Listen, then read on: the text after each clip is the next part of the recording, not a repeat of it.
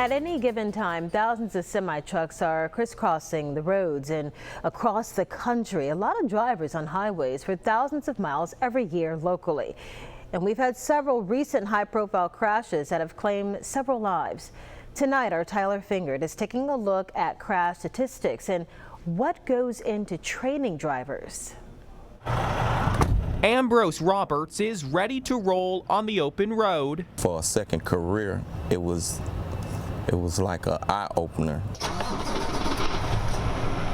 He's been getting hands-on training in the truck. They teach you that you're not a truck driver. You become a professional driver. The truck driver training program at Bishop State, while relatively short, is designed to get students on the road as an entry-level driver in about 2 months. There's things we teach them to help make them aware of what they're doing and what their surroundings are while they're driving the truck, while they're operating the truck. This startling video is from last May. Flames shooting up from a tanker truck on fire on I-10 near downtown Mobile. Then in August, a truck driver plowing into another truck on I-10 near Daphne. The other truck stopped on the interstate due to an earlier crash. Finally, a fiery crash just 2 months ago on I-65 near Saraland. The tractor trailer overturned, catching fire. In all 3 cases, the drivers died. There's accidents in every industry, some of them not as bad as if you're in a 80,000-pound vehicle. Brad Wallace is the head instructor at Bishop State Truck Driving, one of the largest programs of its kind in Alabama.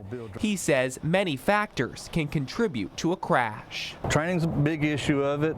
Some of the schools that they're graduating from aren't making the students properly prepared to go out into the field. According to the Insurance Institute for Highway Safety, about 1 in 10 highway deaths involved a large truck.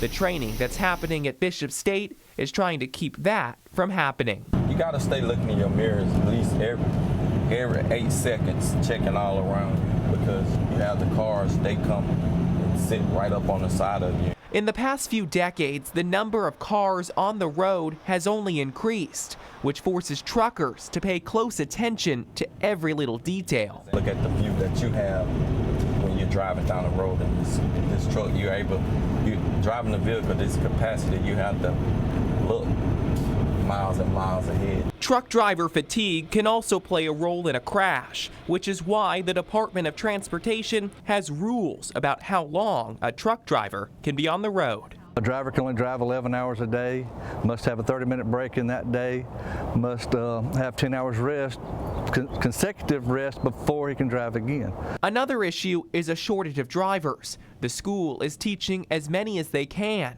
but according to the American Trucking Association, that may not be enough. They said by the end of 2017, there was a shortage of 50,000 truck drivers nationwide, and that number is only expected to go up.